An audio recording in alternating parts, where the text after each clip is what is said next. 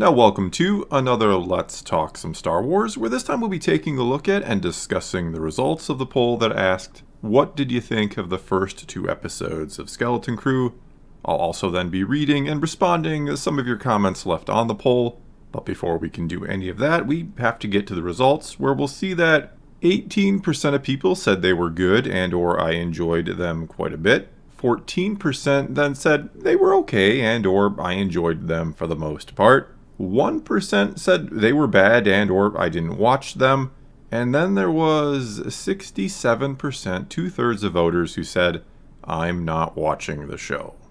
Alright, and when we take out the 67% not watching, and I'm not trying to dismiss the 67% not watching, we'll talk about them in just a little bit.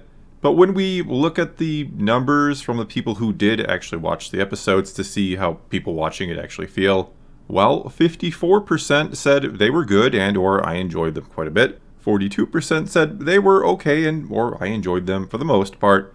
And then 3% said they were bad and or I didn't enjoy them. And a lot of people were asking in the comments why these are the only options, why there wasn't a more I found the show amazing, or why there wasn't a more middle of the road option, or maybe something between they were okay and they were bad. And as I've mentioned before, YouTube recently changed the way polls work. I only get 4 options instead of 5, and well, as you see, the didn't watch it option is what represents the majority of people, so I have to keep that. So I made do with the 3 options for the people watching. If you have better suggestions for what those 3 options should be, put them in the comments below. But anyway, I am just going to go right to the comments left on the poll, but not before, once again, very quickly saying thank you to everybody who votes, comments, or watches these or any of my videos across both the channels. Also, a huge thank you to those who support me over on Patreon. I very much appreciate it. And so now let's begin, as we always do with these polls, with the top rated comment from the poll. And it came to us from Joel Pierce, who said, 3/4 of us aren't even watching. Disney has really done a number on this franchise. And then he made a little edit saying when I commented option 4 was at 74%, it's since dropped down to a little over 2/3. The point still stands. And I will agree that that is indeed a very bad sign for Star Wars, that roughly 2/3 of people who follow a Star Wars channel or at some point have watched my videos or watch other Star Wars channels or something along those lines. If this poll shows up in your feed, you're probably a Star Wars fan because you've clicked on Star Wars videos or my videos or whatever it might be. Anyway, that is kind of sad to see the apathy at this point, that 2/3 of people who are Star Wars fans are not watching a Star Wars show, and this has been the case now for the last several shows. The Acolyte was in about the same category, about 60-some% of people weren't watching, and I have seen some suggesting this is more fallout from The Acolyte, that was another show that really pushed people away from the fandom or just made them stop caring or unsubscribe from Disney Plus or whatever the case may be.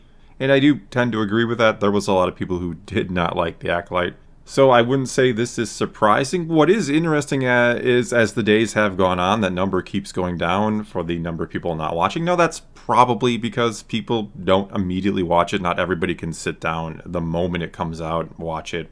So that is likely the reason why the number is going down. Now, if you like the show, if you are hopeful for the future of Disney Star Wars, I guess you could hope that people are hearing that it's actually a pretty decent show and are watching it, and that is helping the number drop a little bit, but who knows for sure.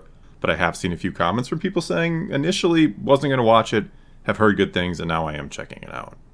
Alright, now let's move on to this comment from Plushbro, who said, I liked it, but honestly it probably would have been better if the show was a new IP set in a new sci-fi setting and the kids were just from Earth. There's also then this one, which is kind of the opposite take, from Meat Cognition, who said, I thoroughly enjoyed it and can't wait to see where it goes. It ticks off all the nostalgia boxes for me while feeling firmly Star Wars. And there's actually a diverse amount of aliens.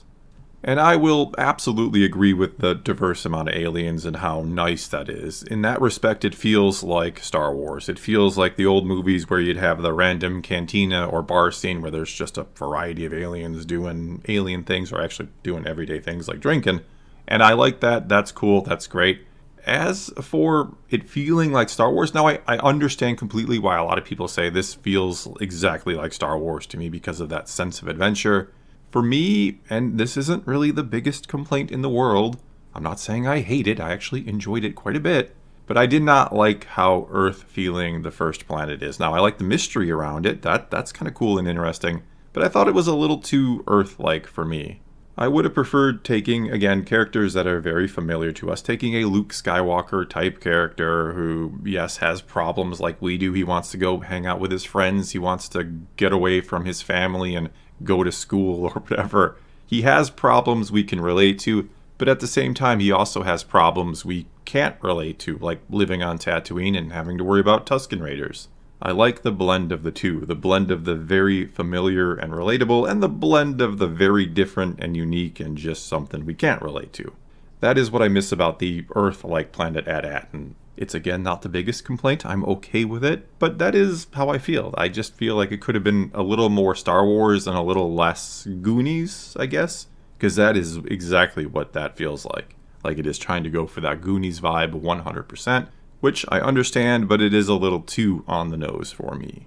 Alright, and going along with all that, we have this comment here from PBH who said, I want to give each project a chance. That said, I did enjoy the second more than the first episode. I am intrigued about how their planet is so conspicuously separate from the rest of the galaxy, yet still has advanced technology.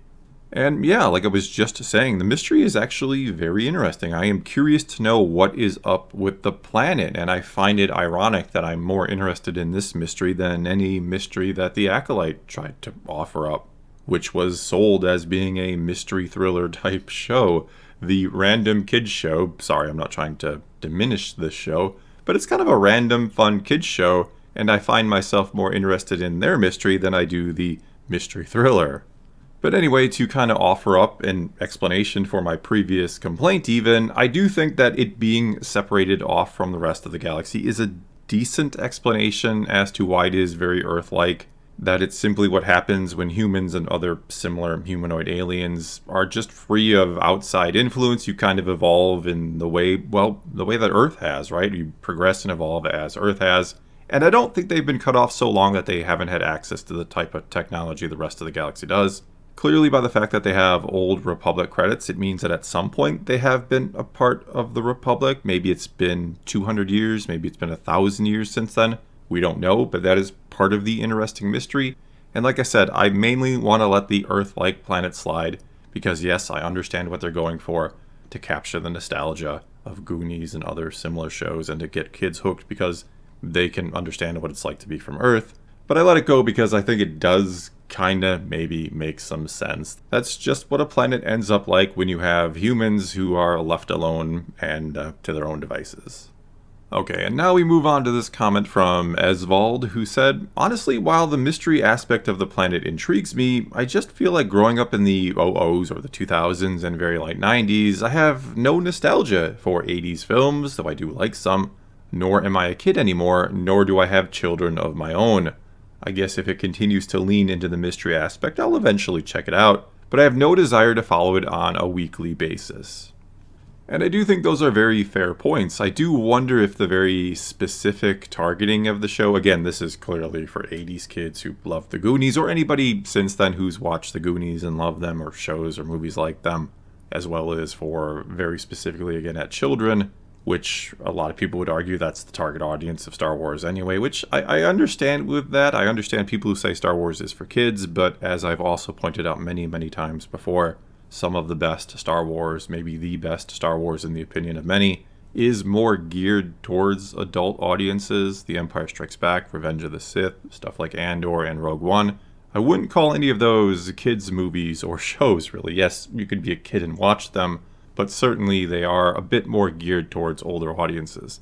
Anyway, setting that little debate or argument aside, I do wonder if going very heavily towards children, and again, nostalgia for 80s stuff, how that will affect the ratings. I do wonder how well this show is going to do with viewership numbers. Now, if it doesn't do well, we could certainly just say it's just a result of how Disney Star Wars has been going. Not so much that this was poorly targeted. It's honestly going to be hard to know why this show fails if it does fail. Not that I'm trying to be pessimistic and predicting failure, but I don't think this is going to bring in amazing numbers. I think it might do okay. I think it might hold steady, because it has been, after 2 episodes, it has been pretty good. But it is going to be very interesting to see what the numbers are and what results from that. If this show is, again, not very good or doesn't have great viewership, I should say, what does that mean for the future of Star Wars? What will Disney and Lucasfilm take away from a show aimed squarely at kids and nostalgia baiting people from the 80s that doesn't do well? Where do you go from here if that doesn't work? Which many feel is probably your core audience, right? Kids and older fans. And though this is just how you feel, it's one anecdote, I do believe there are probably a lot of people out there who are maybe in their 30s or something who don't get any nostalgia from the 80s. They're not kids anymore. Maybe they don't have kids themselves to watch this with, and they're just like, is this show really for me or is it not?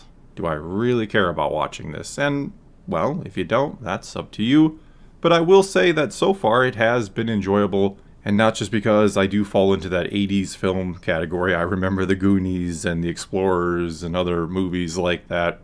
I do have nostalgia for that, I suppose. I've enjoyed it not because of that, but because it's been pretty solid thus far, and the mystery of the planet certainly has me hooked.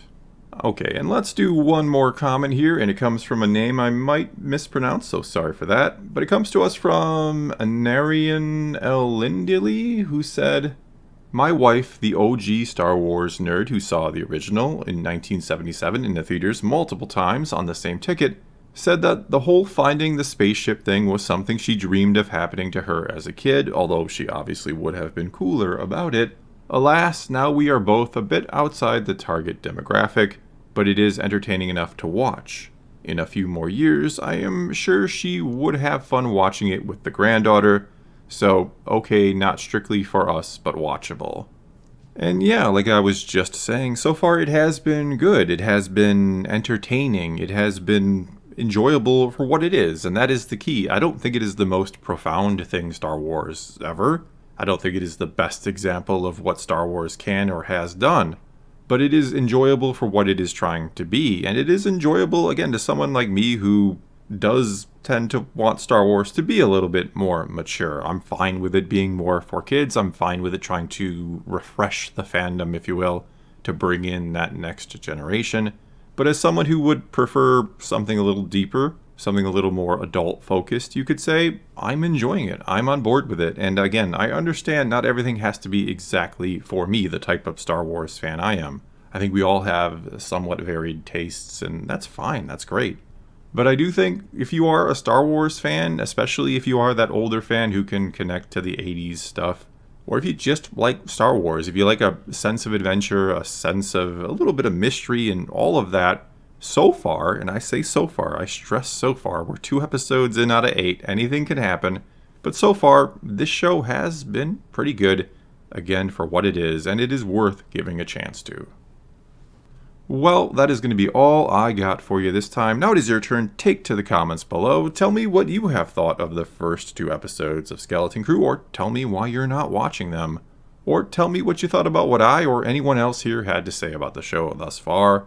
Whatever the case may be, leave a comment below. Let's talk some Star Wars, and until next time, thanks for watching.